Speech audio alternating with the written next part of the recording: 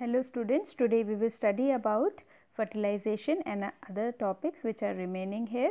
So, let us begin with the fertilization. Fertilization is a biological process in which male gamete, that is a sperm, fuses with the female gamete, that is ovum, and they unite together, and the product of fertilization is the zygote.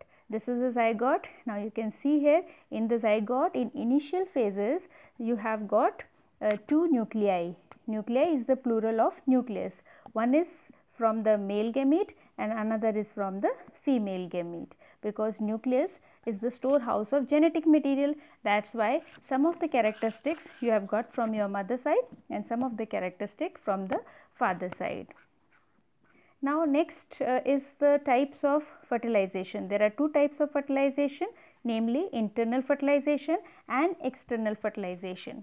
Internal fertilization is basically found in humans, cow, dogs, hens, where the union of male and female gamete happens inside the female body. And if you move ahead to the external fertilization, it is found in the organism like frog and the fishes. And in external fertilization, as its name suggests, that the union of the gametes, because it is fertilization, so union of the gamete will be there, but externally, means not inside the female body. It will happen outside, that is basically or generally in the water. You can see here the eggs of the frog. The frogs, they lay many eggs at a time, and then sperms are released, and sperm they fertilize the eggs. So, this is how the external fertilization takes place outside the female body.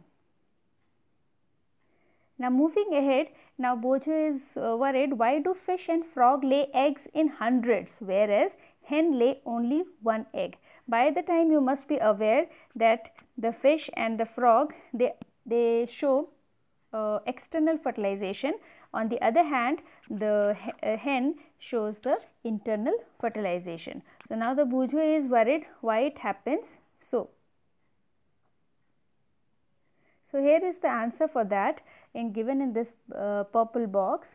Paheli is coming up with the answer. Though these animals lay hundreds of eggs and release millions of sperms, all the eggs do not get fertilized and develop into new individual. So, there is a chance, although during external fertilization the organisms or the, for example, the fish and frog, they lay hundreds of eggs, but all the eggs do not get fertilized and develop into the new individual. So, this is because the eggs and sperm get exposed to water, and there is water current, wind is there, rainfall is there. Also, there are other animals as a predator which can feed on those eggs. So, there are many ways by which eggs can be eaten or it can be washed off by the water or other agencies. Thus, the production of large number of eggs and the sperm is necessary, so that there can be sure-shot fertilization, okay? Because internal fertilization is comparatively sure-shot and there are more chances of the egg and sperm to get fused, but in external fertilization, because water current is there and other predators are there to eat the eggs, so there are less chances of for sure-shot fertilization. That is why the female, they lay hundreds of eggs, so that there can be ensured fertilization.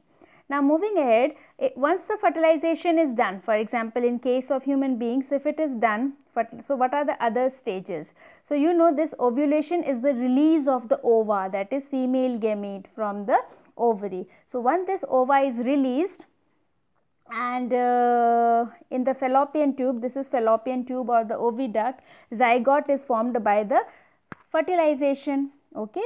So, fertilization has happened because you know that oviduct is the site of fertilization. So, now the zygote is formed, and zygote undergoes many divisions, many mitotic divisions, and ultimately it forms the embryo. After that, embryo develops into the fetus. So, these are the stages. So, initially it was just the ova and sperm, they get fused together by the process of fertilization, and then they form zygote. Zygote develops into embryo and ultimately fetus is formed. So what's so special about fetus? The fetus is the stage of embryo in which all the body parts can be identified. You can see here in the given picture, the baby is shown, or the fetus is shown basically in the mother's womb, uterus, and we can easily identify the body parts because it is a higher stage of the development of the child.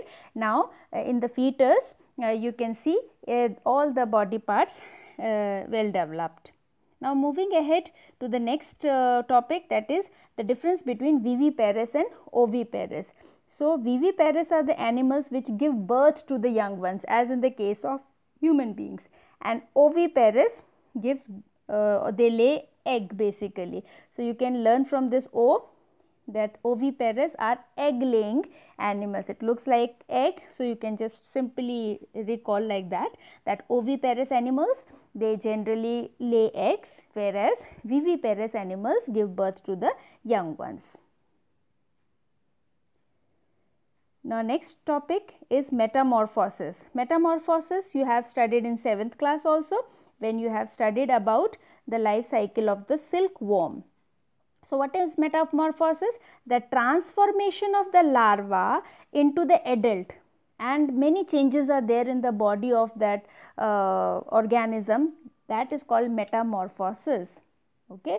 For example, when you have studied in case of silkworm, so it was silkworm lays egg, egg gets transformed into larva or caterpillar, finally it becomes pupa, then in higher stages it becomes adult. So these are the different stages of the silkworm. So this is called metamorphosis. You will be wondering that in our case also we undergo many changes, like from the child, then we become adolescence, then adulthood is there, but this is not metamorphosis, because if you compare in case of human beings, the child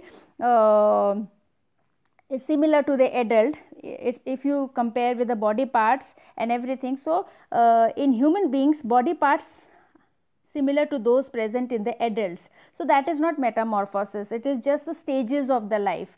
But if you see in case of some organism, or basically the insects or the frog, so that is metamorphosis, because egg is entirely different from the next stage, that is tadpole, larva, and adult is entirely different in its outward looks. So that is called metamorphosis, where stages are entirely different from the previous stage. This diagram can give you the clear picture of metamorphosis. So metamorphosis are the different, it is in metamorphosis there are different stages of the life. You can see here eggs are there, then eggs transforms into the tadpole, tadpole becomes early tadpole, late tadpole, and ultimately it becomes the frog. So all the stages are entirely different from the one another. So this is called metamorphosis, where there is a drastic change in the stages. But in our case, the baby looks like the adult only if you compare the body parts, etc. So that is not the metamorphosis, it is just the stages of the life basically.